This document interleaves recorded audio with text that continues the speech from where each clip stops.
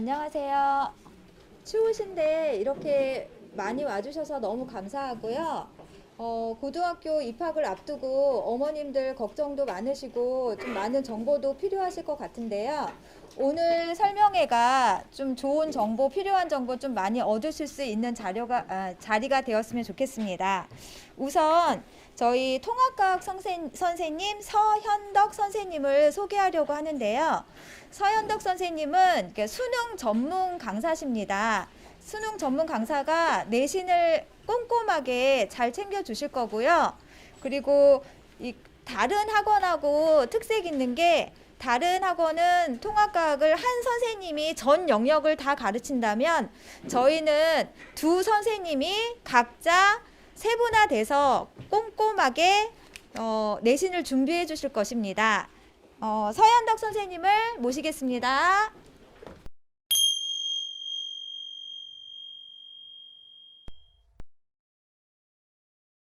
안녕하십니까. 2022학년도 1학기 강동지역 내신 대비 통합과학을 맡게 될 강사 서현덕입니다. 네, 일단 저희 같은 경우는 지금 현재 팀으로 수업을 하고 있고요. 네, 그래서 한 명이 가르치는 것보다는 아마 과목별로 세분화되어 있는 게 학생들에게나 훨씬 유리하고, 그리고 내용적으로도 그렇고 심한 내용과 여러 가지 변별력이 있는 문제에 대한 대비가 확실히 될 것이라고 말씀드리겠습니다.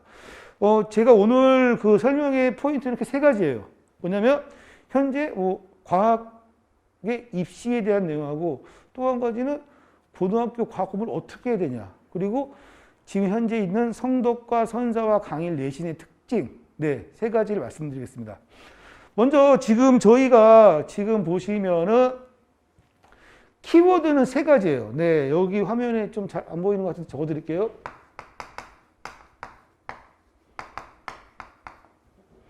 네, 그리고 저희가 드리고 싶은 말씀은 뭐냐면 정시 확대예요. 근데 저희가 가르쳐 보니까 저희 그 입시생들 저희가 이제 보니까 작년에 수시를 넣었던 학생이 제 제자 가운데 약대를 3개 대학 떨어졌어요. 그런데 또 반전이 치대를 붙었어요. 그리고 이제 저희가 이제 가르쳤던 애 가운데 내신이 좋은 애들은 수시로 대체로 원하는 데 가더라고요. 그래서 아직도 수시 비중이 크고 어머니들이 제일 좋아하시죠. 왜냐하면 안정적이죠.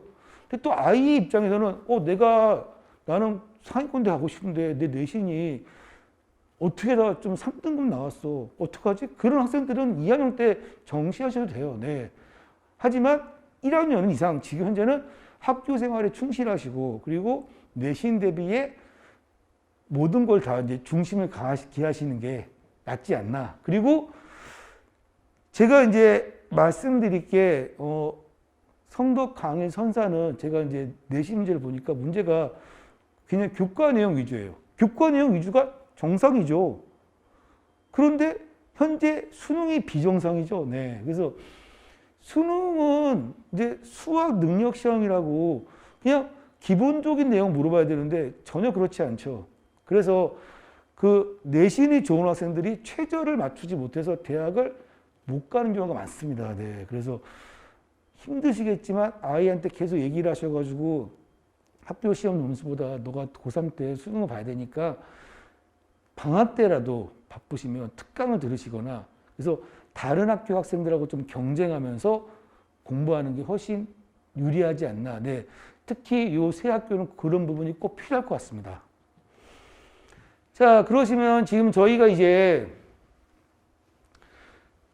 과학을 어떻게 공부해야 되냐. 네. 지금 여기 키워드 2가지요. 저희가 이제 맞는 학생들이 이제 작년 등급인데, 4, 5등급은 없네요. 과학은 5등급 학생은 다니지 않습니다. 네. 네. 그리고 4등급도 저희가 어떻게든 1등급, 2등급으로 올리고요. 네. 어떻게든 올립니다. 키워드 2가지 바로 이겁니다.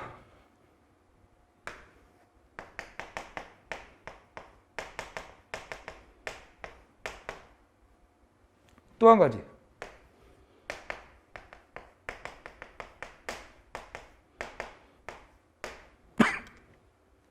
상대평가. 어렵죠? 저 학생보다 내가 잘 봐야 돼. 쟤도 열심히 하는데 나도 열심히 하는데 성적은 내가 더 잘 나와야 돼. 똑같이 100점은 존재하지 않죠. 물론 뭐 내신 100점 가능하죠. 하지만 결국은 등급은 달라집니다. 네. 그러면 이 상대 평가에서 우위를 점하기 위해서는 물론 열심히 해야겠죠. 그리고 다른 학생들이 모르는 거, 다른 학생들이 하지 않는 것도 해야겠죠. 네. 근데 이게 어떻게 보면 지금 뭐 모래사장에서 동전 찾기죠. 네. 그래서 학생들이 주저주저하게 되고 부담스러워하죠. 이렇게까지 해야 돼요? 그 선택을 하는 거죠. 저는 이렇게까지 하기 싫어요. 저는 그냥 적당히 하고 정시 갈래요. 아니, 저는 안정적으로 상대평가에서 우위를 점한 다음에 수시로 하겠습니다. 이런 거는 이제 학생들 선택이죠. 네. 그리고 모의고사 유형이 뭐냐면요. 그냥 교과 내용을 그대로 머리에 넣어서 내가 기억을 하고 그걸 전달하는 게 아니라 교과 내용이 한 번 더 내가 자료나 뭐 그림이나 그래프로 바뀌었을 때 그걸 내가 해석을 하는 능력이에요. 네. 그런 능력들은 단기간에 되는 게 아니라 여러 가지 문제 유형과 이제 또 노력을 통해서 바뀔 수 있는 거죠. 근데 그런 거에 관심이 없으면 나중에 고3 때 굉장히 많은 스트레스를 받고 좌절을 느낍니다. 그래서 미리 대비를 하시는 게 이런 거는 이제 아마 시중에 있는 문제집을 많이 사보시거나 네, 그런 좀 어려운 난이도의 문제를 도전해 보시는 게 좋으실 것 같아요. 자, 지금 제가 이제 보여드리는 게 성덕과 선사와 강일인데 여기 특징 보시면 네, 성덕은 물리가 안 나. 이건 이제 1학기 기말에 나옵니다. 네, 이건 중간 기준이고요. 특히 성덕 같은 경우는 제가 지금 여기 뒤에 자료도 없는 게 교과 내용에 충실해요. 네.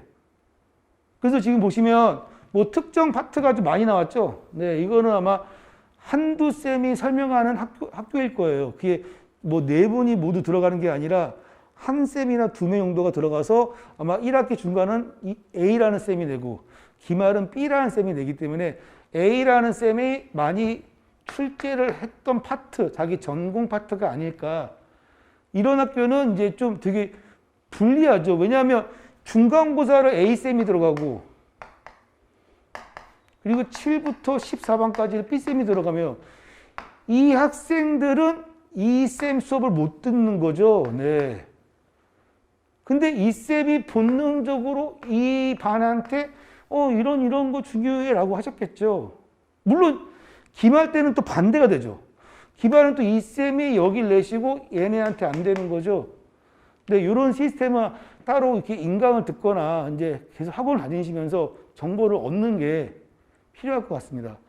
선사 같은 경우는 문제 쉽지 않습니다. 네, 제가 이제 뭐 들은 얘기가 있었지만 제 다 선입견이었고 어렵고요. 특히 선사 과학 어렵습니다. 네. 뭐 다른 과목 모르겠지만 과학 확실히 어렵고요. 특히 이제 요 화학, 네, 화학 어렵습니다. 네. 그리고 생명도 자료를 좀 많이 주고 복잡하게 됐고요. 강일 같은 경우 특징이 무엇이죠? 이 가로 아닌 서술형인데 서술형이 없죠. 그리고 문제 과목별 배분이 잘 돼 있죠. 이게 바로 과학 중점학교입니다. 네. 그리고 과학쌤이 최소 3분이나 4분. 그리고 서술형이 없다. 그건보다 바로 수행평가를 활용하겠다. 네. 그래서 학교쌤이 업무가 과중되지만 학생들은 좀 다양한 활동을 할 수 있고요. 네. 근데 그 다양한 활동이 또 어떤 학생들은 공부에 방해라고 생각하겠죠. 입시에. 뭐 그거는 학생들이 접하는 관점 차이니까 현재 입시에는 크게 도움되진 않겠지만 원래 교육 절차에 맞는, 그래서 저도 이건 되게 긍정적으로 봅니다. 네, 학교가 근데 좀 수능학원 이 세 학교 특징이 뭐냐? 자, 진짜 적은 게 있죠. 교과 내용 충실, 과학 수업 체계적, 서술형 없음 다 똑같은 말 여기 안 적었어요. 일부러. 네, 별도의 수능 대비를 하셔야 된다. 인강이나 방학 때 특강이나 학기 중에 학원을 모두 다닐 수는 없죠. 네. 그리고 저희 학원에는 좀 이렇게 과학을 어려워하거나 뭐 100점을 꼭 맞아야 되는 학생만 네. 오지 마라가 아니라 제가 이제 솔직히 말씀드리는 거예요. 네. 그래서 성덕 강의 선사는 과학 시험이 쉽다가 아니라 교과 내용에 충실하고 대신에 모의고사랑 같은 어떤 수능 대비는 별도로 해야 한다. 자, 이 문제를 보시면 지금 이게 아마 어머니들 그 화면상에서는 안 보이실 거예요. 네, 네. 그래서 왼쪽에 강일고 보이시죠? 네, 이 문제가요. 어떤 문제냐면요.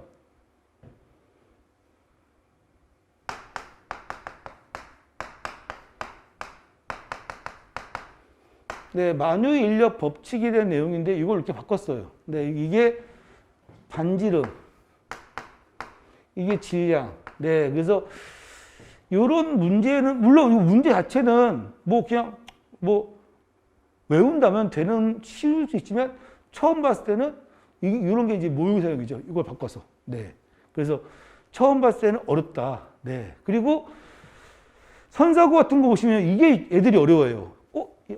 야, 자연계에는 화학결합은 크게 두 가지가 있어. 이온결합, 공유결합이야. 뭐 이온결합은 뜨드득, 공유결합은 뜨드득. 그냥 이게 아니라 이렇게 기준으로 말 바꾸는 거죠. 그럼 아이들이 처음 보는 순간 이게 무슨 문제지? 예, 이렇게 자료에서 이런 게 모의고사 유형입니다. 네. 물론 여기서 이것도 지금 보시면 그냥 하나가 아니라 두 개죠. 네, 학생들이 어려워하죠. 모두 고르시오. 네. 그래서 이런 문제들이 이제 어렵다. 그래서 절대로 뭐, 저 학교 뭐 공부도 뭐 쉽고 애들도 안 하고 이런 거는 저희가 보기에 선입견인 것 같아요. 네. 그래서 가서 열심히 하면 되고, 파이팅하고, 그리고 이제 저희 학원은 가장 큰 특징이 클리닉이에요. 네. 저희 특징은 클리닉. 클리닉이 뭐냐? 네. 뭐 수준이 안 맞거나 저희는 뭐 고난이도 반, 뭐 중난 이게 아니라 학교별로 하되 아이가 조금 어려워하면은 클리닉 통해서 좀 채워주고 아이가 욕심을 더 내면은 문제를 따로 줘가지고 좀 더 채워주고 이렇게 진행합니다. 그래서 기본적인 수업은 똑같이 하되 물론 방학 때는 수준별로 하고요. 네. 그리고 이제 문과 학생들은 쉬고 이과 애들만 살행하고요. 학기 중 학교별 내신 대비 때는 저희가 이제 따로 클리닉을 통해서 클리닉은 저희들이 들어갑니다. 네. 조교를 활용하지 않고요. 그래서 이게 테스트를 보고 그 전 수업을 얼마나 이해했냐. 이해 잘했다. 그러면 또 다른 문제 유형 주고요. 자, 그리고 저희가 지금 보면 저희들이 팀으로 하는데 아무래도 제가 이제 20년 경력에 그리고 전공이 물리고 화학이고 부전공이 물리고요. 그리고 김슬기 쌤도 생명지학 오래 수업하셨고요. 그래서 저희들은 학생한테 맞춤 수업을 하고 그러니까 쉽게 말씀드리면 빅뱅 파트를 화학쌤이 할 수도 있고 지학쌤이 할 수 있어요. 근데 제가 만일에 선사 들어가는데 이거 지학쌤이 가르쳐요. 그럼 저희는 바로 체인지합니다. 예, 바꿔서. 그리고 교재도 이제 직전 대비 교재. 왜냐하면 어떤 학교가 어떤 진도를 어떤 쌤이 가르칠지 모르기 때문에 거기에 맞춤 교재가 저는 계약을 하고 한 20일 뒤에 만들어져 된다는 주의이기 때문에 처음부터 자체 교재 만들지 않습니다. 네.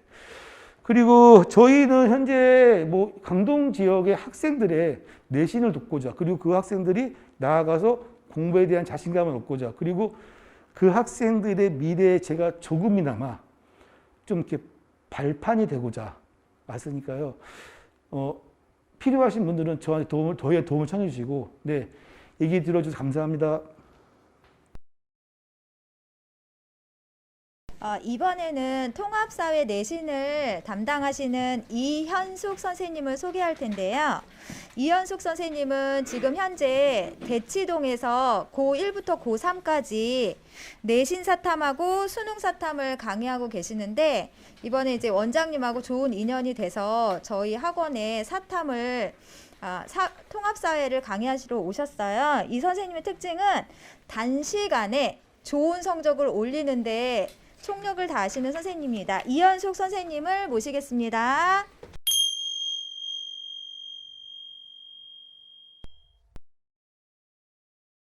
안녕하세요. 생각의 차이에서 통합사회 강의하고 있는 이현숙 강사입니다. 올해 1학기 중간고사 고1 통합사회 대비 관련해서 몇 가지 설명을 드리려고 합니다. 일단 고1 학부모님들께서 통합사회라는 과목 자체가 굉장히 낯서실 텐데 통합사회는 2학년, 3학년 때 배우는 고등 사탐 과목 9과목이 응축되어 있는 종합 과목입니다. 그래서 제일 많은 부분을 차지하는 일반 사회, 그다음 지리, 그리고 윤리, 그리고 약간의 역사 파트가 섞여 있는 통합 과목이라고 보시면 되는데요. 보통 1학년 1학기 중간고사 시험 범위는 적으면 2단원에서 많이 들어가면 3단원 정도가 들어가게 되는데, 이 통합사회 같은 경우는 시험 범위를 순서대로 잡기보다는 중간중간 단원을 추출해서 범위가 구성되는 경우가 많기 때문에 시험 대비를 할 때 앞에서부터 순서대로 공부를 하는 것이 아니라 주제별로, 그다음 파트별로 끊어서 공부하는 것이 매우 중요합니다. 네, 일단 1학기 중간고사의 대비 포인트는 지금까지 단연간 통합사회 과목을 시험 대비를 한 결과 타 학원에서는 5+1, 6+1 이렇게 한 달 넘게 시험 대비를 하는 경우가 많은데요. 제가 생각했을 때 통합사회의 역할은 어쨌든 단위수가 국영수와 비교했을 때 적은 편이 아니고 비슷하거나 아니면 조금 차이가 나는 경우이기 때문에 통합사회를 내신 대비를 해야 되는 것은 맞고, 그런데 국영수에 최대한 영향을 미치지 않으면서 대비를 잘 할 수 있는 방법이 뭘까를 생각하다가 짧고 굵게 시험 대비를 해보는 게 어떨까 한번 고민을 해봤는데요. 그래서 이번 1학기 중간고사 대비의 포인트는 3+1, 즉 3회 수업, 그 다음에 직보 한 번에 시험 범위를 끝내는 것이 목표입니다. 네, 일단 저는 대치동과 압구정, 그 다음 분당 쪽에서 계속 수업을 하고 있고요. 고1부터 고3까지 지금 사탐 수업을 진행을 하고 있습니다. 아까도 말씀드렸다시피 1학년 같은 경우는 1학기 중간고사 대비는 일주일에 한 단원 정도씩을 해서 시험 범위를 많게는 3단원, 적게는 2단원까지 마무리를 하는 게 목표고요. 저희 수업의 특징은 일단 매주 테스트를 보는데, 이게 아무래도 암기 과목이다 보니까 직보를 할 때쯤이면 첫 주에 공부했던 부분을 많이 잊어버려요. 그래서 매주 2주차, 3주차 때도 맨 1주차 때 앞에서 공부했던 내용을 다시 한번 확인할 수 있도록 매주 범위에 한해서 누적 테스트를 진행을 합니다. 그 다음에 수업 같은 경우는, 본 수업 같은 경우는 판서를 좀 제가 많이 하는 편인데요. 아무래도 한 단원을 한 주에 끝내야 하는 만큼 보다 명확하고 확실하게 개념을 한눈에 볼 수 있도록 정리를 해주는 게 필요한데, 그래서 칠판에 한 단원에 해당하는 내용을 도식화하고 그림으로, 마인드맵으로 표현해서 한눈에 한 단원에서 뭘 배우고, 그리고 어떤 점을 포인트를 맞추고 공부를 해야 할지를 안내를 하고 있습니다. 그리고 3회차 수업이 끝난 다음에 이제 직보 때까지 기간이 3주에서 4주, 많으면 그렇게 벌어지게 되는데요. 그 기간 동안 그러면 학습 공백이 생기지 않을까 염려하실 수도 있는데, 3월 초반에 수업을 시작을 해서 3회차 수업을 끝낸 다음에 그 다음 달 이제 4월 달에 직보를 하게 될 때, 그때 사이에 수행할 수 있는 과제를 충분히 부여를 하고, 그리고 개인 번호 오픈을 통해서 그 기간 동안에는 1:1 과제 및 질문 피드백을 진행을 할 예정입니다. 네, 마지막으로 학교별 작년 기출, 1학기 중간고사 기출 문제를 기준으로 학교별 기출 분석을 간단히 해보았는데요. 일단 배제고 같은 경우는 1, 2, 4단원, 세 단원이 작년 1학기 중간고사 시험 범위였습니다. 1단원은 일반 사회 파트고요, 주로. 그다음 2단원 같은 경우는 지리 파트, 그리고 4단원은 정치와 법이라는 뭐 헌법이라든지 기본권에 대해서 배우는 단원이라고 보시면 돼요. 그래서 배제고 같은 경우에는 26문항 중에서 단원별 비중이 순서대로 1단원 3문제, 2단원 10문제, 4단원 13문제 이렇게 출제가 됐는데요. 50% 정도가 지금 4단원에서 출제가 됐다라는 걸 보실 수가 있어요. 서술형 두 문제 또한 2단원과 4단원에서 각각 출제가 되면서 1단원의 비중은 미미하다라고 보시면 됩니다. 그리고 특히 심화 문제, 킬러 문항 같은 경우는 4단원에서 주로 출제가 되었습니다. 보통 학생들이 1학기 중간고사 시험 범위에 들어가는 단원 중에서 4단원을 좀 많이 힘들어하는 편인데요. 아무래도 용어 자체가 어렵다 보니까 많이 힘들어하는데 그 부분에서 킬러 문항을 많이 내고 있다고 보시면 되겠어요. 그리고 한영고 같은 경우는 범위가 굉장히 적었는데요. 1단원과 2단원 딱 2단원만 들어갔는데 거의 대부분이 70% 이상이 2단원에서 출제가 됐습니다. 2단원은 아까 말씀드렸다시피 지리 파트이기 때문에 지도나 뭐 그래프 문제가 굉장히 많이 나오는 편인데 그래서 그런지 2단원에서 심화 문제가 다수 출제가 되었습니다. 한영고 같은 경우는 굉장히 특이한 점이 서술형이 6문제가 출제가 되는데 다른 학교들은 이제 다 간단한 개념, 단답형의 답변을 요구하는 반면에 한영고 같은 경우는 주어와 서술어를 갖춰서 서술을 해야 하는 아주 긴 서술을 요구하는 모습이 많이 보이고 있어요. 그래서 객관식보다는 서술형에서 조금 감점 요인이 많기 때문에 서술형 대비에 조금 더 중점을 두고 공부를 해야 하지 않을까 합니다. 그 다음으로 광문고 같은 경우는 순서대로 1, 2, 3단원이 시험 범위에 들어갔는데요. 1단원에서 3단원까지 문제는 골고루 출제가 되었습니다. 서술형 4문제는 단답형으로 출제가 되었고 심화 문제 같은 경우는 3단원에서 다수 출제가 됐습니다. 3단원은 어떤 부분이냐면 한국지리에서도 인문지리에 해당하는 도시화와 산업화 파트가 시험 범위에 들어가는데 그 부분에서 그래프 문제가 조금 많이 출제가 됐어요. 그래서 킬러 문항이 3단원에 포진을 해 있으므로 공부할 때 2단원 내지는 3단원에 포인트를 맞추고 공부를 해야 할 것 같습니다. 광동고 같은 경우는 1단원, 2단원, 4단원 세 단원이 시험 범위에 들어갔는데요. 문제는 치우침 없이 골고루 출제가 되었습니다. 서술형 6문제는 절반가량이 4단원에서 출제가 되었습니다. 다른 학교에 비해서 2단원에서 지도 문제가 출제가 되지 않았는데요. 그만큼 난이도가 다른 단원에 비해서 떨어진다고 보시면 돼요. 그리고 4단원에서 주로 킬러 문항, 심화 문제가 출제가 되었습니다. 네, 다음으로 두 여고를 보실 텐데요. 명일여고 같은 경우 1단원, 2단원, 4단원 세 단원이 시험 범위에 들어가고 4단원에서 다른 학교에 비해서 비교적 평이하게 출제가 되는 편입니다. 그냥 단순 개념을 묻는 문제가 주로 출제가 되었고 서술형은 3문제 정도가 단답형으로 출제가 되었습니다. 킬러 문항은 4단원이 아닌 2단원에서 주로 나왔는데요. 지도나 그래프 문제에서 킬러 문항이 출제됐습니다. 근데 명일여고의 특이점은 다른 학교들에 비해서 이 세계지리 파트가 사탐의 세계지리 문항에서도 킬러 문항이 출제가 되면서 고1 수준이라기보다는 고2, 고3 사탐 수준의 문제가 출제되는 걸 보여주고 있어요. 그래서 2단원 같은 경우는 특히 세계지리 파트의 수능 대비 문제, 기출 문제들을 끌어와서 공부를 하고 문제풀이를 진행을 해야 시험 대비를 완벽하게 할 수 있을 것으로 예상이 됩니다. 상일여고 같은 경우는 2단원, 4단원이 출제가 됐는데요. 30문항 중에서 총 20문항이 4단원에서 출제가 됐습니다. 2단원보다는 4단원의 비중이 크고요. 서술형은 5문제 정도가 출제되었습니다.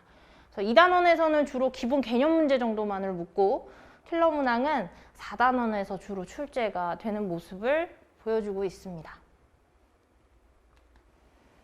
네, 그 다음 성덕고는 2단원, 3단원, 4단원 세 단원이 시험 범위에 들어가는데요.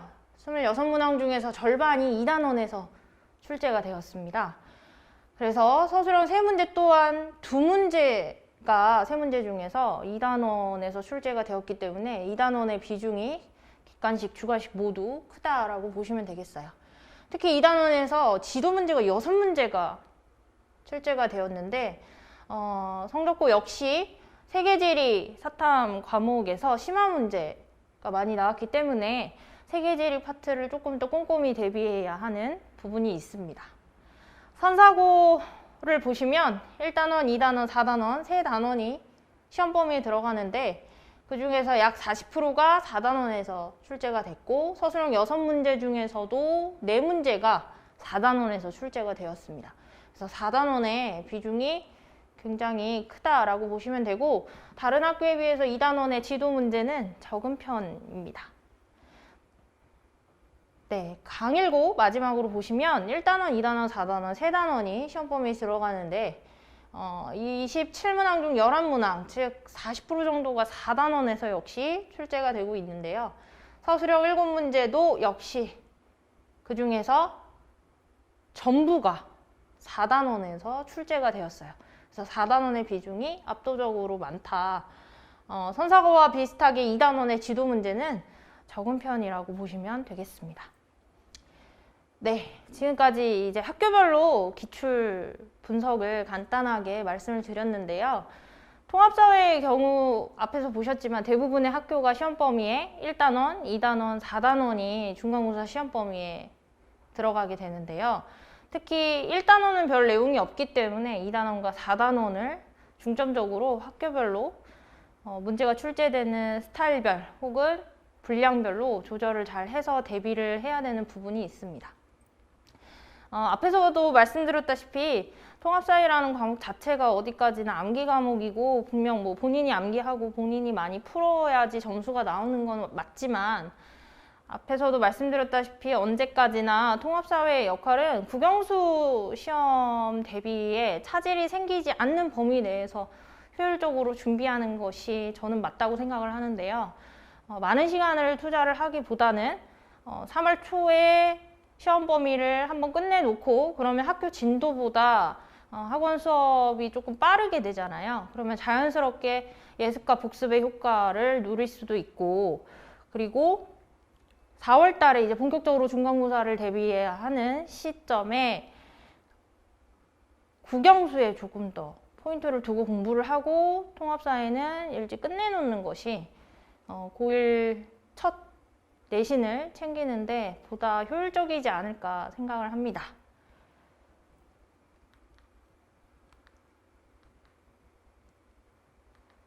네, 그래서 3+1 4회 안에 직보까지 다 끝내서 완벽하게 시험 대비를 할 수 있도록 하려고 하는데요. 많은 시간을 투자하기보다는 효율적으로 공부하는 방법을 배우는 기회로 삼으셨으면 합니다. 감사합니다. 이번에는 한국사를 담당하실 김준창 선생님을 소개할 텐데요. 김준창 선생님은 너무나도 유명한 설민석 역사연구소 수석연구원이시고요. 그리고 이투스 온라인 한국사 대표 강사십니다. 수식어가 너무너무 많지만 이렇게 간단하게 설명드리고요. 일단 제가 수업을 한번 들어봤는데 재미있는 이야기 듣듯 역사가 머리에 술술 그려지는 수업을 하세요. 한국사 김준창 선생님을 소개하겠습니다.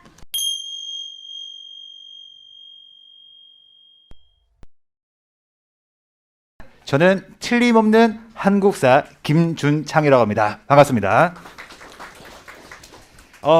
일단 이제 우리 고1 내신 이제 그 입시 설명에 왔는데 국어, 영어, 수학도 중요하지만 내신은 단 한 과목도 놓쳐서는 안 된단 말이에요. 그래서 한국사 하면은 그냥 암기 과목이니까 자연스럽게 그냥 혼자 하면 되겠지라고 생각하지만 이 강동구에서 어떠한 포인트가 있기 때문에 제가 내신 강좌를 깔았는지 차근차근 설명해 드리겠습니다. 그러면 가장 먼저 제 소개 깔끔하게 한번 하고 가겠습니다. 저는 이제 이투스에서 한국사 영역을 담당하고 있고 실질적으로 내신 1타 강사입니다. 선생님 온라인에 보니까 최태성 선생님이 선생님 앞에 있던데요. 최태성 선생님은 내신 강좌가 없습니다. 그래서 이제 고1단에서는 이제 제가 1타 강사입니다. 그리고 이제 단꿈교육에서는 1등 연구원이고 9년 동안 단 한 번도 1등 자리를 놓친 적이 없습니다. 그래서 단독 집필 교재가 있는데 베스트셀러 정말 많이 갔죠. 그래서 저는 다른 분들 같은 경우에는 팀을 나누어요. 왜냐하면은 교재를 만들려면은 공수가 너무 많이 들어가는데 어떤 분은 이 교과서, 저 교과서 나눕니다. 그리고 데이터 받아가지고 취합을 한 다음에 막 이렇게 많은 작업을 하는데 저는 제 교재를 만들기 위해서 과거에도 그랬고 지금도 그렇고 혼자 다 했습니다.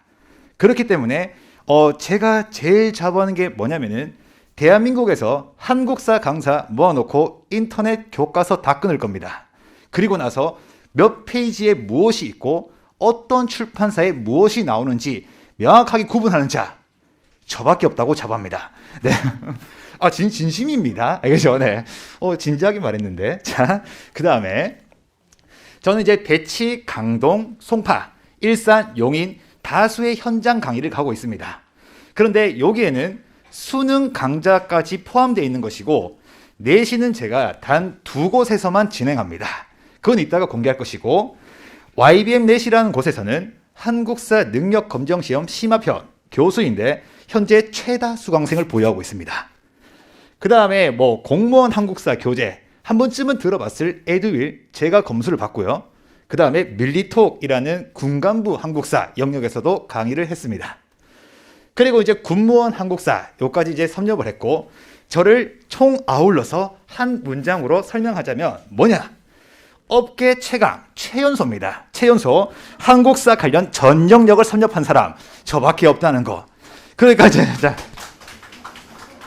감사합니다. 네, 감사합니다. 자, 이렇게까지 진지하게 해야 되는데, 네, 그래도 수업은 정말 진지하게 준비합니다. 알겠죠? 네. 그래서 저밖에 없다는 거 해서 실력은 보장돼 있고 검증돼 있다는 거 누구보다 자신 있게 말씀드립니다. 그러면 저를 만날 수 있는 곳 내신은 2군데서 만날 수 있습니다.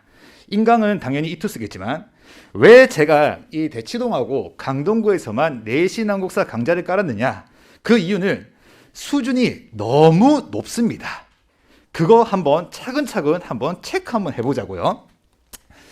내신 커리큘럼부터 볼 건데 자 3, 4월에는요 1등급 보장입니다. 그래서 중간고사 대비 특강이고 개념 더하기 500문제 풀이를 할 겁니다.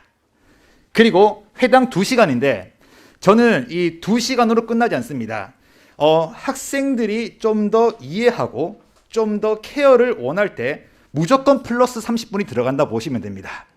그래서 만약에 이 한국사를 수업을 수강을 하실 때는 다음 수업을 좀 여유롭게 잡으셔야 됩니다. 왜냐하면 저는 2시간 다 했으니까 집에 가야지 안 갑니다. 그리고 제가 작년에도 그랬고 올해도 그럴 겁니다. 이 5회를 벗어나는데 다 수업을 했어요. 그래도 우리 아이들이 이해를 조금 못하는 것 같다. 저 무료로 다시 나옵니다. 학생에 맞추어서 일정 맞춘 다음에 와서 수업을 진행했습니다. 그만큼 저는 학생들이 성적 잘 나오는 게 우선이지 제가 뭐 이익을 위해서 하는 거 2번째 문제라는 겁니다. 그래서 이제 총 5+1회를 할 것이고 직전 보강이라는 것은 시험 직전에 학교별로 맞추어서 스케줄 잡을 겁니다. 그 다음에 이제 기말고사는 5월, 6월에 할 것이고 같은 맥락으로 이어집니다. 그 다음에 또 9월, 10월이라고 해서 이때는 2학기 중간고사, 그 다음에 11월, 12월에서는 기말고사까지 같은 맥락이고 제가 오늘 나누어 드린 이제 그 유인물에 보시면은 일정이 나와 있습니다.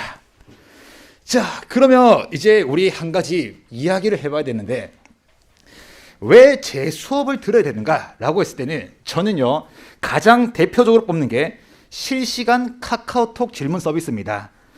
대한민국에서 가장 빠르게 답변해 드리겠습니다. 이런 게 있어요. 우리 한 번쯤은 어릴 때 느껴보셨을 건데 공부하다가 막혔어요. 이거 내일 물어봐야지 체크해 둡니다. 그리고 까먹고 난 뒤에 질문을 안 해요. 그런데 꼭 그런 문제가 시험에 나와요.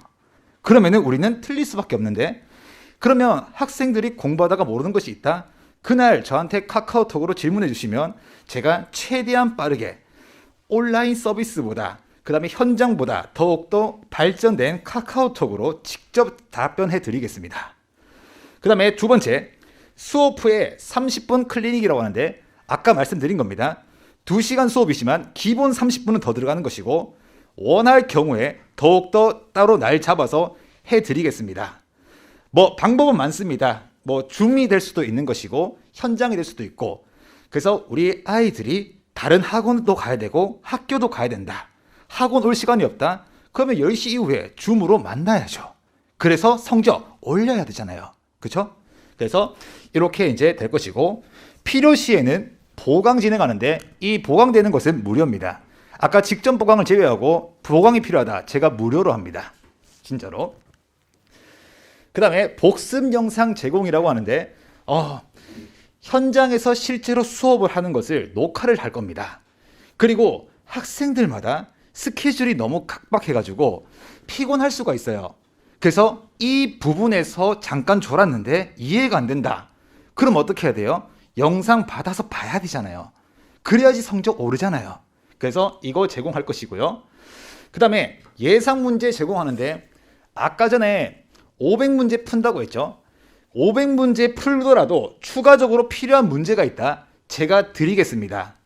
이것을 자부할 수 있는 이유가, 제가 과거에 설민석이라는 분의 수석연구원이고, 그때 동안 제가 만들어왔던 문제 몇 문제겠습니까? 평생 풀어도 못 풀 만큼의 양의 문제도 있습니다. 그 중에서 학교별 트렌드에 맞춰서 뽑아가지고 맞춤형으로 더 드릴 수 있습니다. 단 여기서 중요한 것은요, 500문제도 제대로 안 풀었는데 스님 저 문제 더 주세요. 그때는 못 준다는 거예요. 알겠죠? 그때 제외하고는 다 드립니다. 자, 그러면 이제 고1 한국사에 대한 궁금증 한번 보겠습니다. 첫 번째, 현장에서 많이 들었던 질문인데, 국어도 아니고 수학도 아니고 영어도 아닌데 한국사 6회 수업을 해야 됩니까? 라고 하는데, 자, 이렇게 생각해 보면 돼요. 6회 수업은 12시간인데, 자, 학교 수업이 주 2시간, 2시간이라 가정했을 때 시험까지 최소 14시간입니다.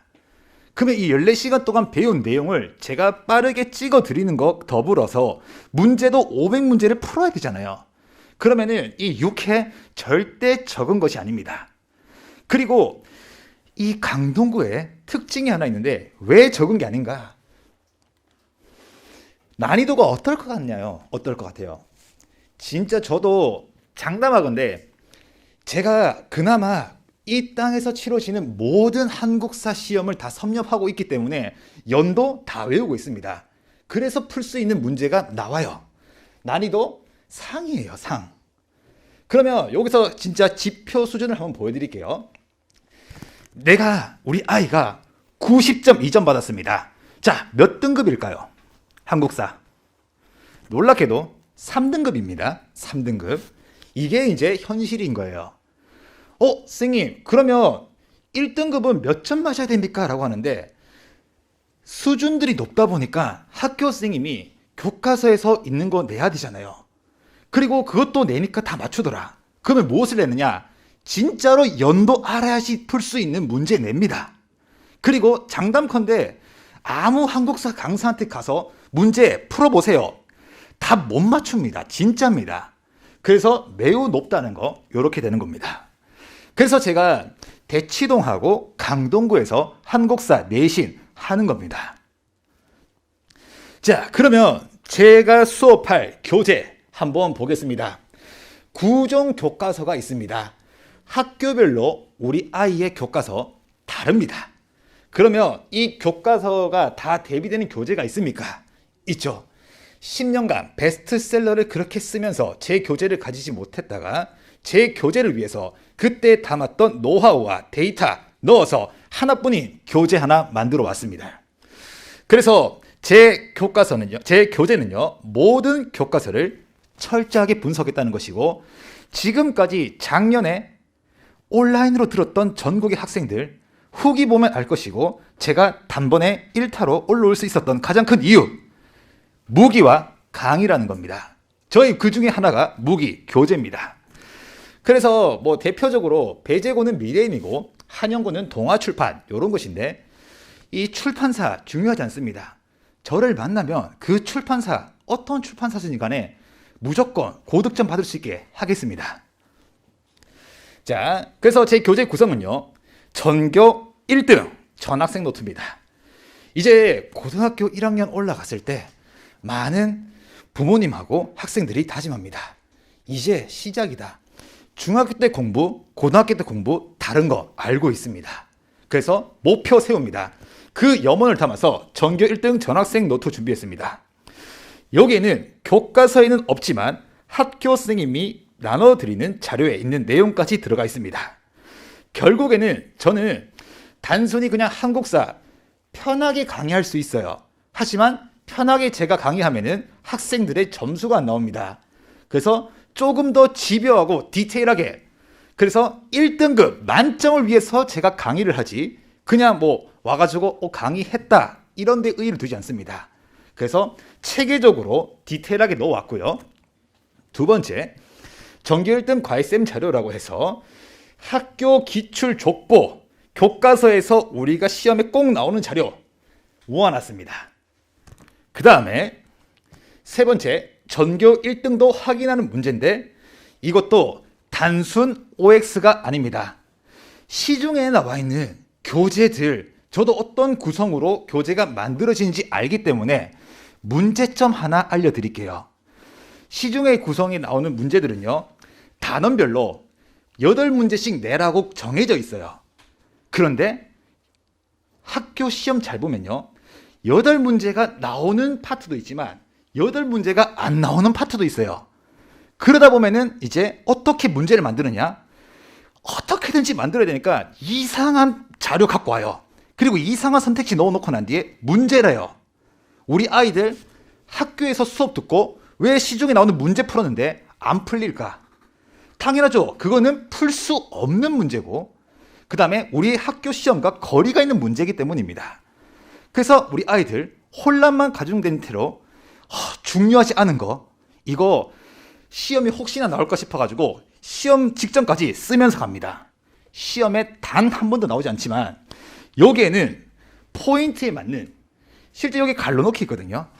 즉 그 수강 후기랑 그 다음에 Q&A에 뭐라고 했냐면은 선생님 이상하게 선생님이 강의하는 거랑 학교 선생님이 강의하는 거랑 결이 비슷하대요. 왜 그럴까? 여기까지 말씀드리고요. 그 다음에 선생님 이 갈라놓기 진짜 그대로 문제에 나오네요. 당연하죠. 이거는 제 자랑이 아니고 데이터 기반으로 만들었기 때문에 감이 아니라는 거예요. 그래서 나온다는 겁니다. 단 하나라도 허투루 만들지 않았습니다. 그 다음에요, 하나뿐인 자체 제작 문제인데 전교 1등이 다니는 학원 문제입니다. 이 문제 그대로 나온다고 보시면 됩니다. 이와 더불어서 추가적인 문제도 많거든요. 그래서 우리는 문제까지 완벽하게 대비할 것입니다. 그러면 이제 우리 강좌 계획을 말씀드리겠습니다. 3월 12일 날 토요일에 이제 개강을 합니다. 그래서 A반, B반, C반으로 구성될 겁니다. A반, B반, C반. 그러면 신청 어떻게 합니까? 라고 하는데, 신청은요 학원에서 문자가 갈 것이고, 그리고 원하는 시간대가 있을 거예요. 있는데 웬만하면은 학교 모집되는 인원에 따라서 학교별로 모으고 재조정은 있을 수 있습니다. 하지만 웬만하면은 원하는 시간에 맞출 수 있도록 하겠습니다. 그래서 어떠한 반에 들어오시더라도 제가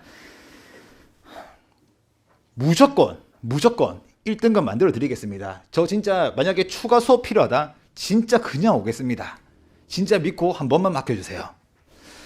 자, 그 다음에 신청은 언제부터 하는가요? 라고 하는데, 신청은 이렇게 돼 있습니다.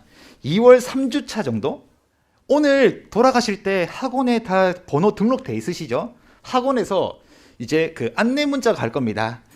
조금 있으면 한국사가 개강합니다 라고 이제 안내 문자가 가면은요, 그때 이제 학원에 문의 후 등록해 주시면 되는 부분이고요.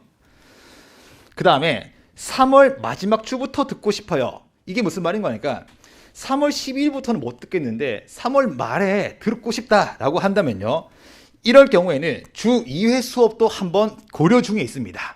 하지만 이것은요 수업 요일 협의가 필요한 점이기 때문에 이것은 이제 그때 가서 상황에 따라서 하도록 할 것이고, 웬만하면은 3월 12일에 정식적으로 할 예정입니다.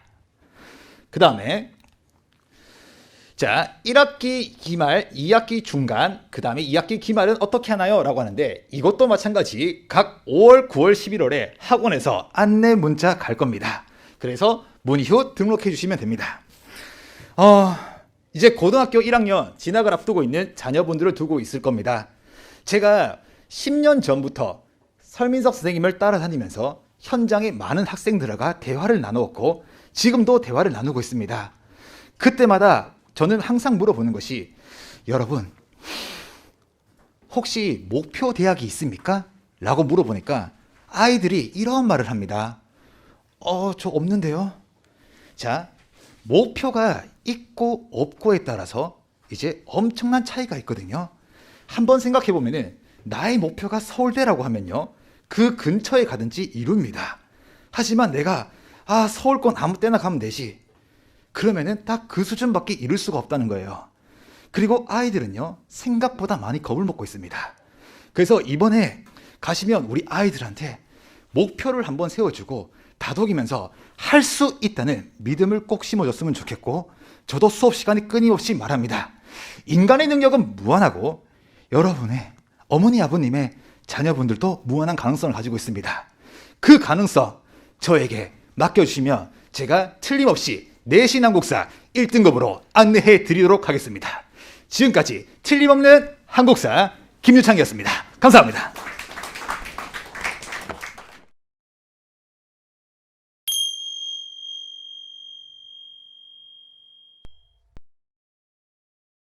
안녕하세요. 아이디어와 인사이트를 추구하는 수학 강사 방재현이라고 합니다. 제가 이번에 돌아오는 학기부터 생각의 차이에서 학교별 소수정예 단과반을 오픈하게 되어서 이렇게 인사드리게 되었습니다.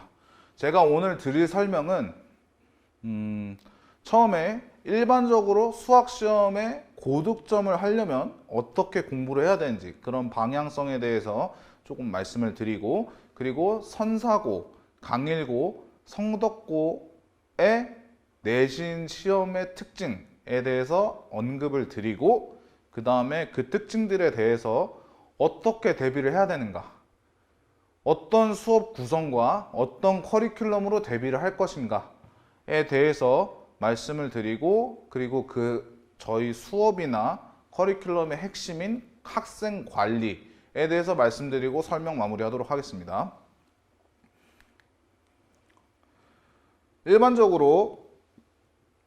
일반적으로 많은 학생들이나 부모님들께서 머리 좋은 학생들만 고득점을 받을 수 있겠지. 수학시험에서는 수학은 머리 좋은 사람들만 잘할 수 있어. 이런 식으로 생각을 하시는데 그렇지 않습니다. 분명히 수학시험 고득점을 받는 학생들 중에서 수학 실력이 좋지 않은 학생들도 있어요. 분명히 시간 차이는 있지만 머리가 좋지 않은 학생들도 수학시험에서 고득점 받을 수 있습니다. 진짜로 있습니다. 제가 실제로 사례로 봤기 때문에 이렇게 자신 있게 말씀드리는 거예요. 분명히 머리 좋지 않은 학생도 수학시험에서 고득점을 받을 수가 있습니다. 시간의 차이는 있습니다. 분명히 시간의 차이는 있을 수 있으나 시간의 차이가 있다고 했는데 그럼 시간만 많이 들이면은 누구나 다 고득점 받을 수 있나요? 그건 또 아닙니다. 시간을 들인다고 해서 고득점을 받는 건 절대로 아니에요. 시간을 올바른 방향으로 들여야죠. 그런 올바른 방향이란 제가 생각하는 올바른 방향이란 다음 세 가지를 지키면서 또는 세 가지를 추구하는 그런 방향이 되어야 되는데 첫 번째 아이디어, 두 번째 처리 속도, 세 번째 관리 능력 이렇게 세 가지입니다. 제일 중요한 건 당연히 아이디어죠. 저게 원료나 마찬가지니까요. 수학 문제를 풀 때. 그래서 저 세 가지를 아이디어, 처리 속도, 관리 능력 이 세 가지를 한 문장으로 요약을 하면은 어떤 수학 문제 한 문항을 풀 때 그 문항을 풀 때 필요한 아이디어들이 있겠죠. 수학적 아이디어. 그런 아이디어들을 적재적소에 잘 가지고 와서 잘 연결을 해가지고 빠른 처리 속도로 풀어냅니다. 한 문항을.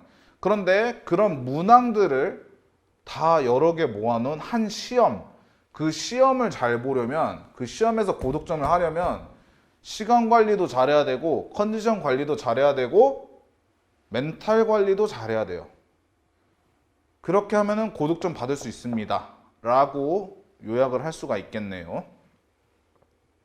사실 여기에서 제일 중요한 거는 요 키 아이디어랑 요 아이디어 연결 능력입니다. 근데 사실 이거는 제가 이렇게 말로 설명을 드리는 것보다 학생들에게 직접 수업을 하면서 어떤 느낌인지 더 자세히 전달할 수 있는데, 부모님들도 그래도 대략적인 느낌은 아셔야 되니까, 요 키 아이디어는 일단 수학 문제를 푸는데 쓴 아이디어라는 거 정도는 아실 거예요. 근데 어느 정도 수준이냐면 키 아이디어는 센수학 비슷한 문제 푸는 정도의 아이디어라고 생각하시면 됩니다.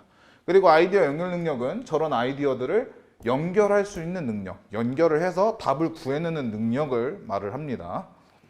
그래서 이런 능력들을 전반적으로 다 기르기 위해서 제가 어떤 커리큘럼으로 어떤 수업 구성을 해서 죄송합니다. 어떤 수업 구성을 해서 수업을 할지 말씀을 드리기 전에,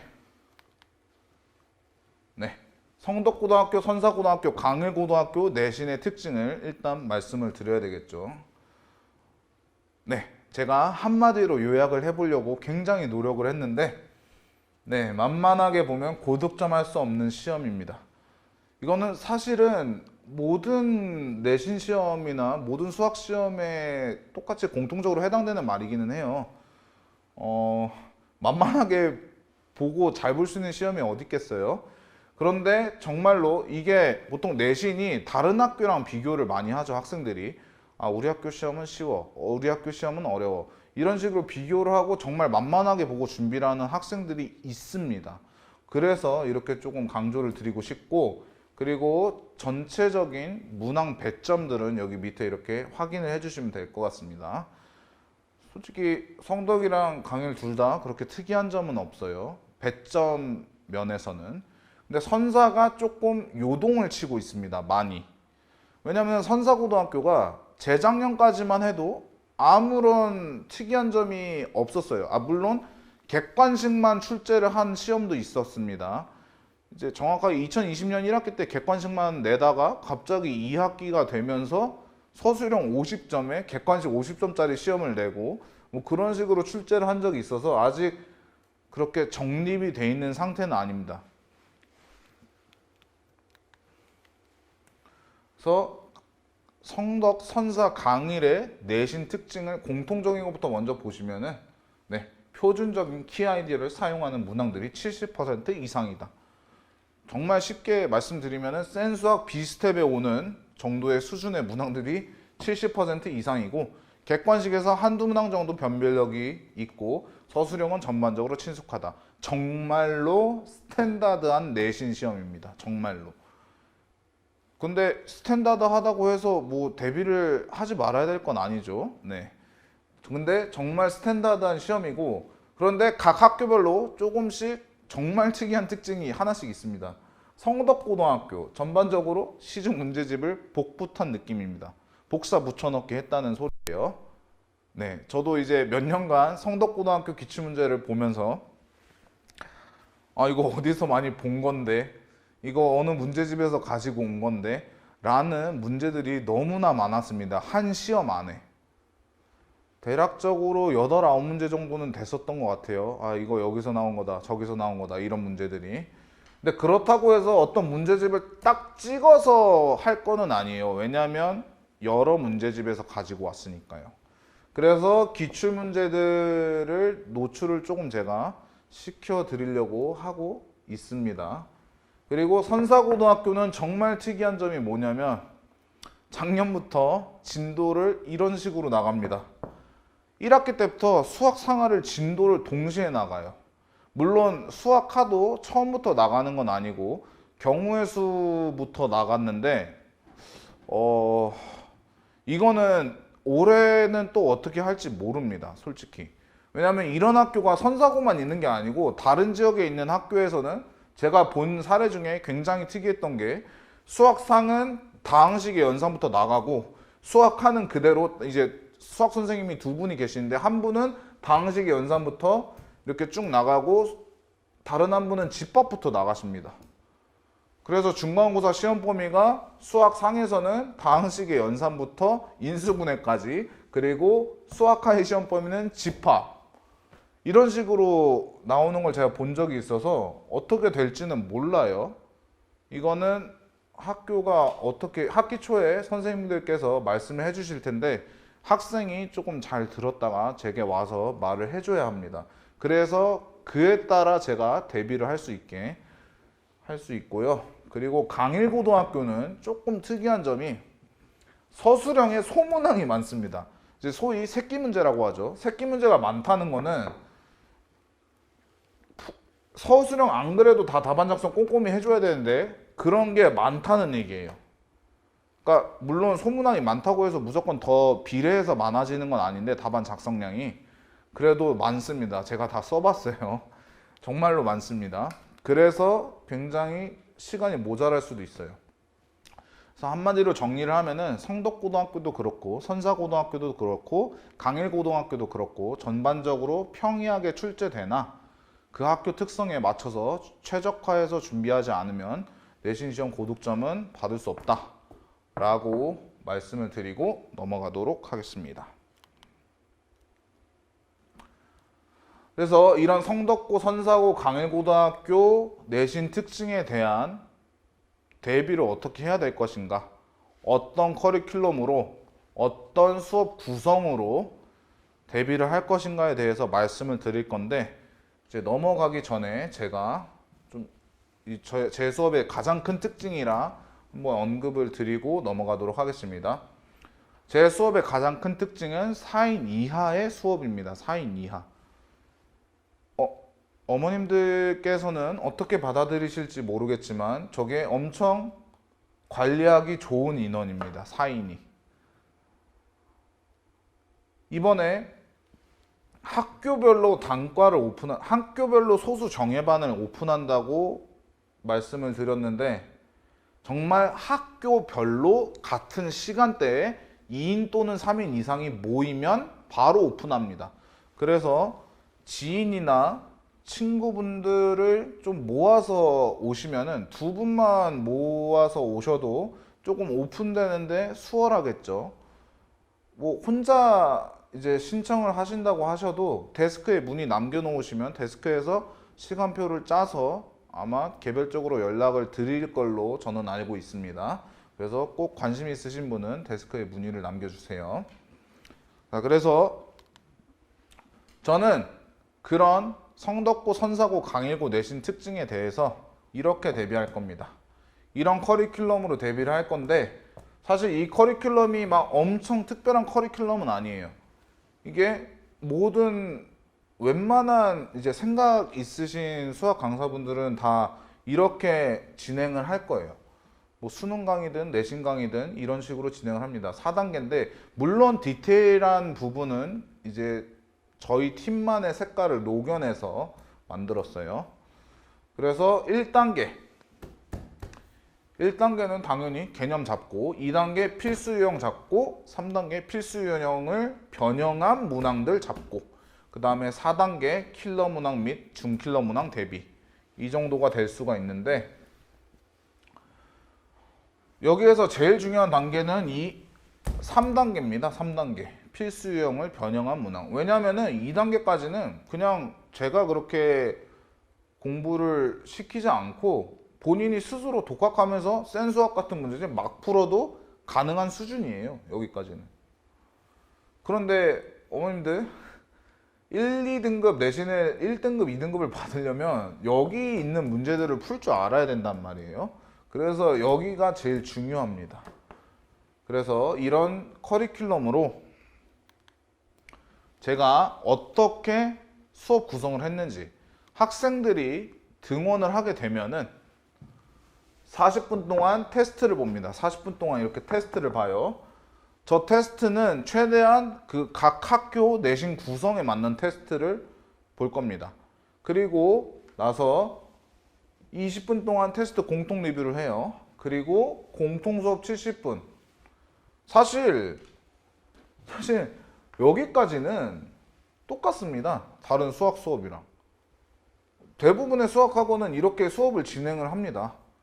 그런데 제가 조금 다른 점이 있다면, 제 수업에서 좀 다른 점이 있다면 요게 조금 달라요. 테스트 40분. 저게 무슨 말씀을 드리고 싶냐면 서술형 채점을 제가 직접 다 할 겁니다. 이게 조교분들이 채점하시는 거랑 강사가 직접 채점하는 거랑은 굉장히 큰 차이가 있어요. 왜냐면은 더 자세히 봅니다, 일단. 그리고 채점을 해야 되니까 더 자세히 보고, 그 다음에 채점이 된 걸 강사가 들여다보는 거랑 제가 채점을 하면서 들여다보는 거랑은 정말 큰 차이가 있어요. 왜냐면 채점이 돼 있는 걸 들여다보면은 일단 집중이 잘 안 돼요. 집중이 잘 안 된다기보다는 이 학생이 왜 여기서 이렇게 넘어갔을까? 라는 생각을 굳이 안 합니다. 물론 억지로 하면은 되지만 현실적으로 그렇게까지 하시는 강사분들이 많지는 않을 거예요. 왜냐면 학생 수가 많으니까요. 근데 저는 4인 이하니까 그거를 다 할 수가 있습니다. 그리고 당연히 대면 첨삭도 다 하고요. 그런 대면 첨삭은 요 개별 수업 100분이랑 요 LC 수업이라는 데서 하게 되고, 그리고 저 개별 수업이랑 LC 수업은 제가 뒤에서 LC 수업을 설명한 뒤에 다시 넘어와서 설명드리도록 하겠습니다. 네, 제가 여태까지 저런 수업 구성으로 커리큘럼에 맞춰서, 검증된 커리큘럼에 맞춰서 수업을 한다고 말씀을 드렸는데, 사실 핵심은 관리입니다. 관리.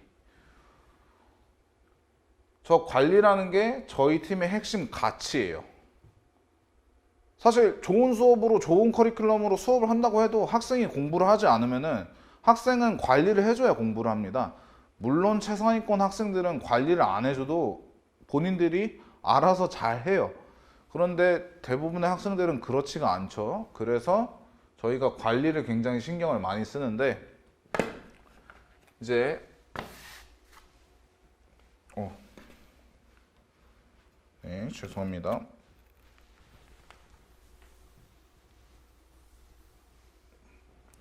관리에 굉장히 신경을 많이 쓰는데, 일단 과제부터 신경을 쓴다는 게 뭐냐면은 공통 과제가 나가고요. 그리고 수준별 과제.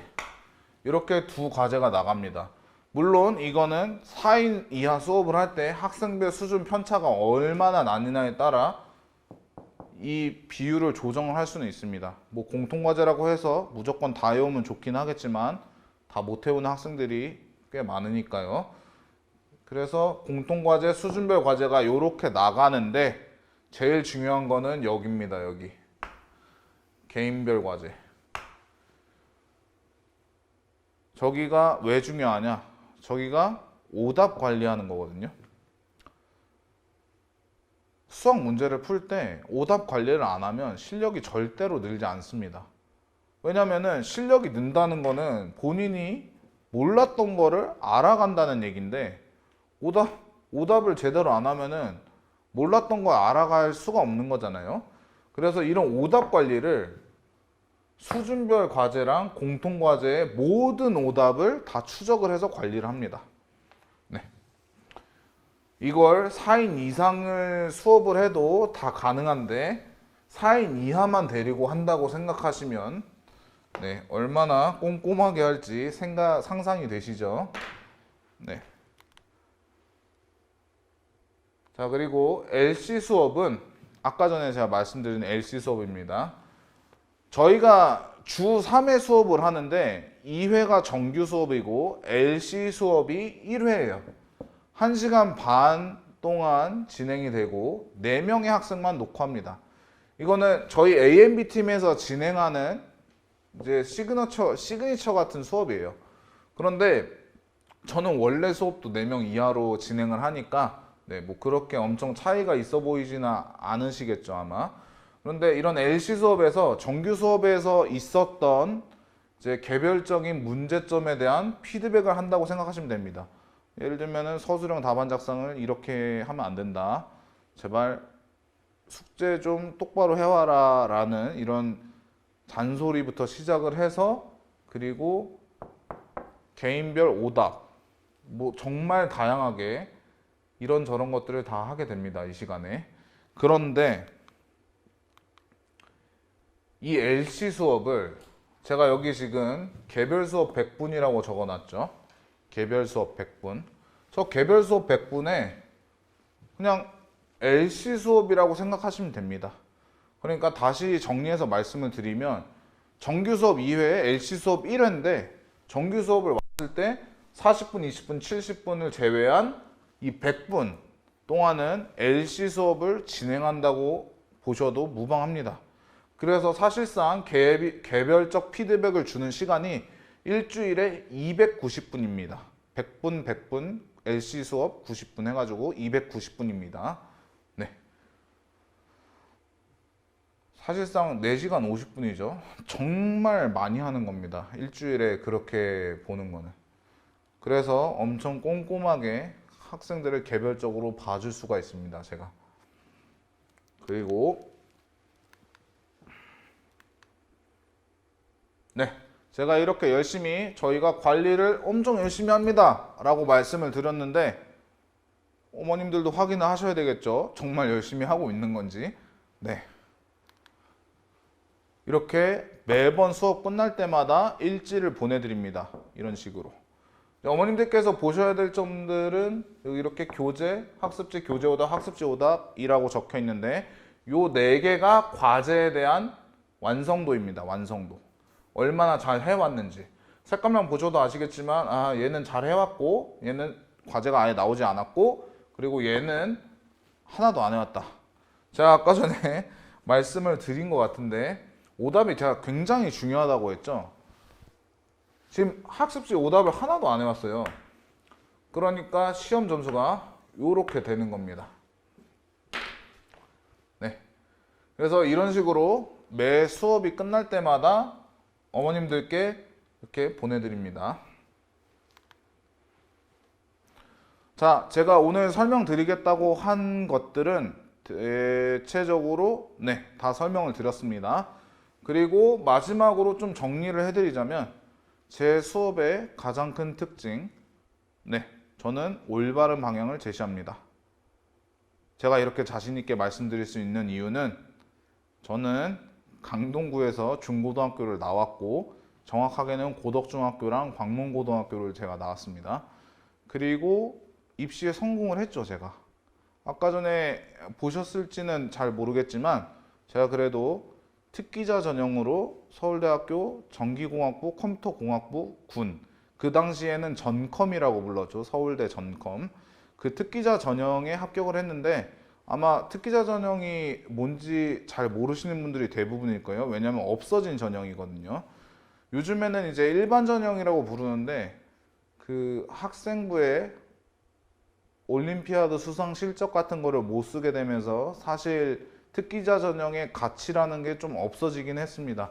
예전에는 과학고등학교 학생들이 지원을 해서 가는 과고 전형이라고도 저희가 불렀었는데 네, 그런 전형에 제가 광문고를 나와서 합격을 했습니다. 일반고에서. 네, 제가 KMO 상도 있었고 그리고 시경시, 서울시 시경시 그것도 지금 없어졌어요. 예전에는 이제 교내 경시대에서 1등 한 사람들이 대표로 나가서 보는 경시대회가 있었습니다. 서울 시내에 있는 모든 고등학교 학생들이 와서 보는 시험이었는데 그 시험에서도 제가 강동구에서 유일하게는 아니고 저 말고 이제 다른 한 명이 한영고등학교 학생이었던 것 같은데 같이 시경시상을 받았던 걸로 기억을 합니다. 그 강동구에서 오직 2명이요. 제가 지금 제 자랑을 본의 아니게 하고 있는데 제가 드리고 싶은 말씀은 제가 그만큼 올바른 방향을 제시한다는 걸 말씀드리고 싶어서 그렇습니다. 제가 수학 공부를 여태까지 말씀드린 것처럼 하고 있었거든요. 물론 저는 남이 해준 건 아니고 저 스스로 했습니다. 네. 근데 이제 대부분의 학생들이 그렇게 혼자는 못하니까 제가 이제 도와드릴 수 있다. 이렇게 말씀드리고 싶고요. 그리고 계속 지속적으로 말씀드렸지만 4인 이하 소수 정예반. 네. 4인 이하기 때문에 제가 말씀드린 저 올바른 방향이란 이제 큰 방향을 말씀드리는 거예요. 예를 들면은 수학 공부를 하면은 서술형 답안 작성을 굉장히 꼼꼼하게 해야 돼 라고 큰 방향, 이거 누가 들어도 다 맞는 말이죠. 그런데 어떤 학생은 어떤 느낌이냐면 수학 문제를 풀 때 굉장히 직관적인 풀이를 많이 해요.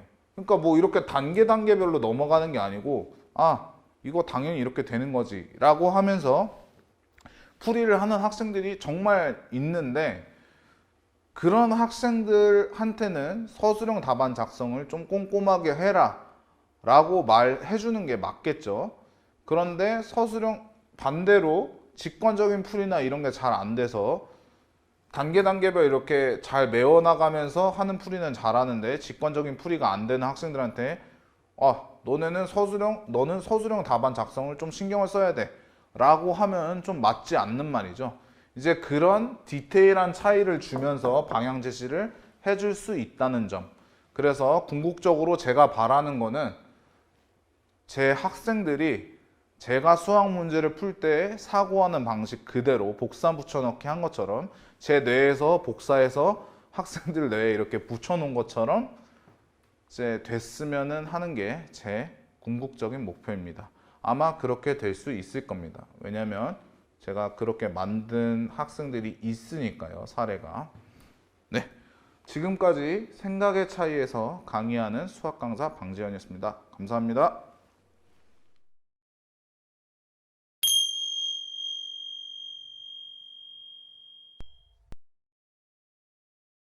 안녕하세요. 생각의 차이에서 강일고, 선사고, 성덕고, 국어 전임을 맡게 된 김정우라고 합니다. 오늘은 각 학교에 입학하는 학생들을 비롯하여 학부모님들이 가장 궁금해하는 어떻게 고등학교 내신 국어 대비를 할 것인지에 대해서 말씀드리도록 할 텐데요. 일단 시험 범위의 특징을 먼저 말씀드린 다음에 시험 유형의 특징, 그리고 전체적인 관리 시스템에 대해서 말씀드리도록 할게요. 근데 이 전체적인 흐름을 보기 전에 제가 이렇게 세 학교의 1등급 정원을 한번 계산을 해봤는데요. 보시는 것과 같이 인원이 가장 많은 성덕고조차도 1등급 정원이 10명이 안 돼요. 당연히 그러면 인원이 적은 강일고는 1등급이 더 적은 수로 산정이 되겠죠. 자, 이렇게 1등급 안에 들기가 굉장히 힘든 학교들인데요. 여기서 이 1등급의 안에 드느냐 못 드느냐는 내가 객관식을 3.5점짜리를 틀렸느냐, 3.8점짜리를 틀렸느냐에 따라 갈라지거나, 혹은 주관식을 다 맞았느냐, 아니면은 주관식에서 일정한 조건을 충족하지 못해서 2점이 까이고 3점이 까였느냐, 이런 아주 근소한 차이에 있어요. 저희는 그러면은 목표는 1등급이기 때문에 1등급 안에 들려면은 이러한 근소한 차이를 공략하는 전략을 세워야 하는데요. 그 전략을 위해서 각 학교의 유형을 분석하고 대비 방법을 한번 말씀드리도록 하겠습니다. 제가 각 학교의 시험 범위의 특징을 이렇게 표로 정리를 해봤는데요. 강일고나 선사고는 교과서 본문이나 학습활동 내용에 굉장히 충실하는 학교예요. 그리고 성덕고는 외부 지문을 굉장히 많이 활용하는 학교라고 볼 수 있어요. 근데 그렇다고 해서 강일고나 선사고가 외부 지문이 안 나오는 게 아니고 성덕고가 교과서 본문이나 학습활동을 활용하지 않는다는 말은 아니라는 거 알아두시면 좋을 것 같습니다. 또한 이 세 학교 모두 공통적으로 기본 개념에 대해서 많이 묻는 문제가 많은데요. 이렇게 기본 개념을 묻다 보니까 문제의 난이도가 조금 낮아지는 경향이 있어요. 근데 그렇다고 해서 아이들의 점수를 가릴 수 있는 요소가 없는 건 아니에요. 아이들의 요소를 가릴 수 있는 요소는 바로 이 문법 파트라고 할 수 있는데요. 이렇게 아이들이 안 그래도 어려워하는 문법 파트에서 점수를 가리려고 조금 복잡한 문제를 내기 때문에 저희가 안정적인 1등급에 들려면 이 문법 파트를 조금 잘 공부해야 한다라고 결론을 내릴 수가 있고요. 앞에서 말씀드렸다시피 세 학교 모두 외부 지문이 들어가는데 이 외부 지문이 본문의 지문, 그리고 선지, 보기 등 다양한 유형으로 활용이 되기 때문에 이 외부 지문에 대한 대비 또한 점수를 가릴 수 있는 가장 중요한 포인트 지점이라고 생각하시면 됩니다. 자, 제가 강일고에서 실제 기출되었던 문제를 가져와 봤는데요. 지금 내용보다는 이 노란색으로 밑줄 쳐져 있는 것에 조금 집중해서 보시면 좋을 것 같아요. 문제가 맥락을 고려하여 윗글을 감상한 것으로 적절하지 않은 곳을 고르는 문제인데요. 그렇게 문제를 주고 선지에 1번부터 5번까지 사회 문화적 맥락, 상호 텍스트적 맥락, 문학사적 맥락 등 어려워 보이는 개념이 선지에 들어가 있어요. 근데 여기서 말하는 윗글이 교과서의 6단원의 두 번째 소단원의 작품이고 선지에 나오는 맥락 이런 개념이 교과서의 6단원의 첫 번째 소단원의 학습 활동에 나와 있는 개념이에요. 그럼 이런 문제들을 봤을 때 강일고는 교과서에 되게 충실한 학교이긴 하지만 그거를 있는 그대로 내는 것이 아니라 다른 작품이나 갈래 혹은 단원에 연관지어서 혹은 변형시켜서 문제를 내는구나 이걸 확인해 볼 수 있고요. 다음으로는 선사고 실제 기출 문제를 한번 같이 봐볼 텐데요. A, B의 의미를 바르게 이해한 것은 이라고 하고 본문에 A, B의 밑줄이 쳐져 있었어요. 근데 시험 문제에 쳐져 있는 밑줄 친 A가 교사형 교과서에 그대로 밑줄이 쳐져 있고 이 편견이라는 키워드를 중심으로 설명이 되어 있던 부분이에요. 그리고 이 B의 경험이나 편견에서 벗어나 새로운 시각으로 세상을 보는 것. 이 문장이 교과서의 작품의 마지막에 주제를 정리해주는 문장으로 거의 그대로 들어가 있던 문장이에요. 그럼 이러한 경향들을 봤을 때 강일고나 선사고는 교과서를 조금 꼼꼼히 봤다면은 빠른 시간 안에 정확한 답을 찾을 수 있는 유형의 문제가 조금 자주 출제되는구나 라고 저희가 확인을 해볼 수 있었습니다. 다음은 외부 지문이 조금 많이 활용된다는 성덕구의 유형을 한번 보여드릴 텐데요. 윗글과 보기의 서술을 비교한 내용으로 적절하지 않은 것을 찾는 문제인데 우리가 처음 보는 외부 작품뿐만 아니라 보기에 해석해야 하는 텍스트를 이렇게 집어넣음으로써 아이들이 한 번의 문제를 보고 명확히 이해하지 못하도록 내는 문제였어요. 그리고 이거는 제가 일부러 아이들이 시험장에서 직접 맞닥뜨리는 문제의 텍스트 길이를 보라고 타이핑을 안 하고 직접 캡처를 한 문제인데요. 딱 봐도 길이가 엄청 길어 보이시죠? 그리고 보기 안에 내용이 상당히 많아요. 처음 보는 외부 지문뿐만 아니라 외부 지문의 작가와 우리가 배운 작품의 작가와의 관계를 언급한 텍스트 그리고 작품에 대한 텍스트를 넣어줌으로써 한 번에 명확히 문제를 풀 수 없게 약간 꼬운 문제라고 생각하시면 되는데요. 아이들이 이러한 유형을 어려워하는 이유는 일단 보기를 스스로 해석해야 돼요.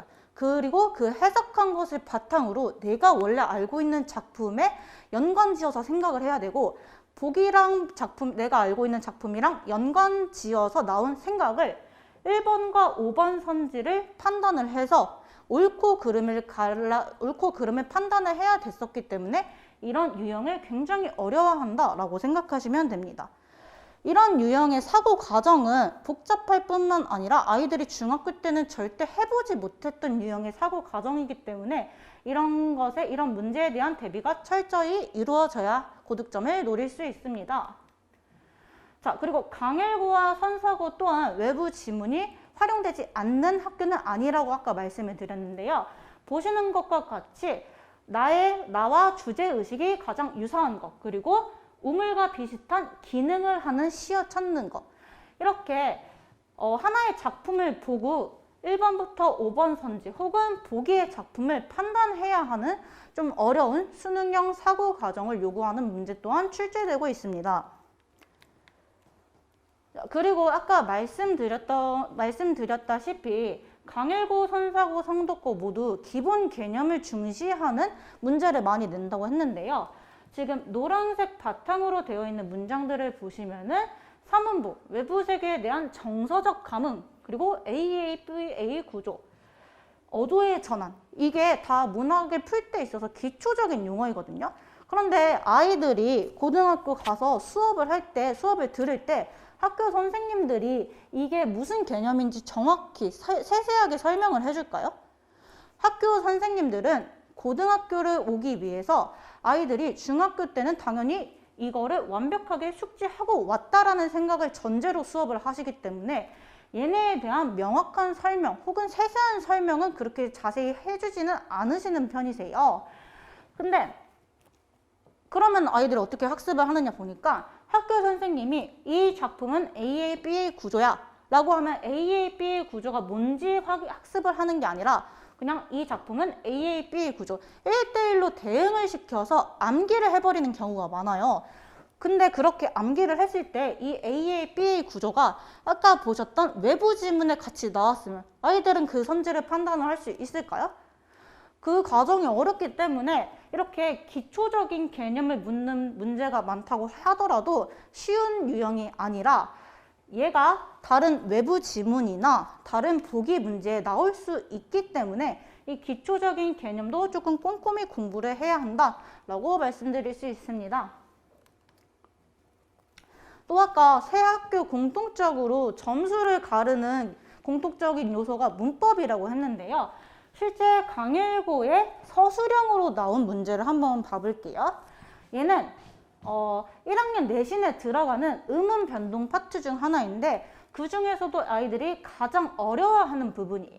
이렇게 가장 어려워하는 부분을 보기로 제시하고 서술형 문제 2개를 냈어요. 첫 번째 문제는 표기가 잘못된 것, 즉 맞춤법이 잘못된 것을 고르는 문제인데요. 아이들이 아까도 말씀드렸다시피 만약에 그러니까 이해가 어려우면은 1대1 매칭으로 그대로 암기를 하는 경우가 있어요. 특히 얘는 문법이기 때문에 이 단어는 이 발음이 난다. 그 과정을 생각하지 않고, 왜? 문법이 어려우니까. 과정을 생각하지 않고 그대로 1대1로 대응을 시켜서 암기를 하면은 얘네는 쉽게 찾을 수 있어요. 얘네는 쉽게 찾을 수 있지만 바로 밑에 문제 보시면은요. 윗글에서 고른 단어의 표기, 맞춤법이 잘못된 이유를 위 규정을 바탕으로 서술하시오 라는 문제가 나왔어요. 그러면은 여기서 이유를 모르고 명확한 이유를 모르고 그냥 딱 봤을 때 잘못된 거 고른 아이들은 얘네를 자세히 적지 못하겠죠. 왜냐면 문법에 대한 개념이 잘 이해가 되지 않았으니까. 결국 이것도 사실은 문법 문제로 아이들의 점수를 가르는 문제이긴 하지만 기본 개념을 잘 알고 있느냐 모르느냐 이걸 묻는 문제이기 때문에 문법과 더불어서 기본 개념을 확실히 숙지해 두는 게 좋은 전략 방법이라고 생각합니다. 자, 그리고 다음으로는 선사고 문법 문제인데요. 여기 보시면은 아이들이 이 부분은 굉장히 쉽게 찾을 수 있는 음운 변동 파트 중 하나예요. 얘는 상대적으로 쉬워하는 된소리 대기 파트인데요. 여기까지는 되게 잘 알아요. 그런데 여기까지 아는 경우는 굉장히 드물어요. 그래서 선생님이 굉장히 드문 정도까지는 아닌데 아이들이 잘 안 하려고 해요. 그냥 여기서 이것만 보고 1대1 매칭으로 암기를 하려고 해요. 그 점을 선생님들이 노려서 이런 성질을 냈는데요. 자, 니은 보시면은요. 영어 영문과는 어감 받침, 니은 뒤에서 된소리가 일어나는 예시이다 라고 했어요. 아이들이 그냥 아무것도 없이 그냥 발음만 외웠을 때는 영어 영문과 된소리가 되니까 얘 그냥 그대로 성질 넘길 수도 있어요. 근데 보시면은요. 어감 받침 니은 뒤에서 된소리라고 했죠. 이 어간이 동사나 형용사라고 생각을 하시면 돼요. 근데 이 영어 영문과 동사나 형용사가 아닌 명사이기 때문에 이 선지는 틀린 선지거든요. 근데 1대1로 발음과 표기를 대응해서 외운 아이들은 그냥 얘가 발음만 보고 맞는 선지로 고르는 경우가 굉장히 많았습니다. 자, 다음으로는 성덕고의 문법 문제를 보여드릴 텐데요. 보시는 것과 같이 중세 국어랑 현대 국어를 엮은 문제예요.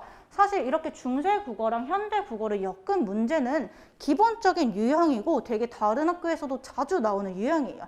근데 얘가 이때 당시 시험 때 점수 배점이 가장 큰 객관식 중 하나였어요. 왜 그러냐 하면은 일단 보기에 대한 해석을 아이들이 쉽게 하지 못하도록 구성을 하였고, 그리고 3번 선지 보시면은요.